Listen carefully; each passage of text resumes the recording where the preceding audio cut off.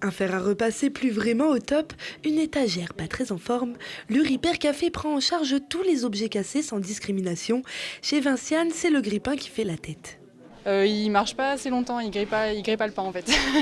Mais pas de panique, ici les bénévoles se mettent au défi de redonner vie à ces petits joujoux pour éviter qu'ils finissent à la déchetterie. Je pense que tout le monde devrait faire ça plutôt que de jeter. C'est la facilité de mettre à la déchetterie ou à la poubelle plutôt que de venir essayer de le faire réparer. Voilà. Et ça évite de racheter des choses nouvelles aussi. Venu tout droit des Pays-Bas, le concept du Repair Café arrive en France en 2013. Désormais, on en compte une centaine sur la métropole, dont 15 sur le territoire isérois. C'est un peu une lutte contre l'obsolescence programmée.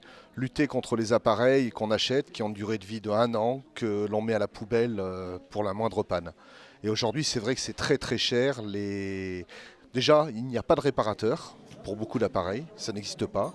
Les pièces détachées de l'électroménager sont horriblement chères et souvent en fait on tombe sur des pannes qui sont un simple cordon déchiré, un fusible ou des pannes basiques.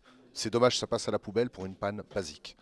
Mais plus qu'une volonté économique, le Repair Café, c'est avant tout un engagement écologique. Avec près de 300 000 objets réparés en 2017, les Repair Cafés du monde entier ont empêché ensemble 300 000 kilos d'émissions de CO2. Ça permet de réduire les déchets, ça permet de réduire les matières premières qui sont utilisées pour la fabrication, l'énergie, les gaz à effet de serre, etc., etc., tout ce qui est nécessaire. Voilà. Donc c'est vraiment une vocation environnementale. Et dans le cas où l'objet est réparé, la personne est invitée à faire un don au Repair Café pour un montant indicatif de 5 €.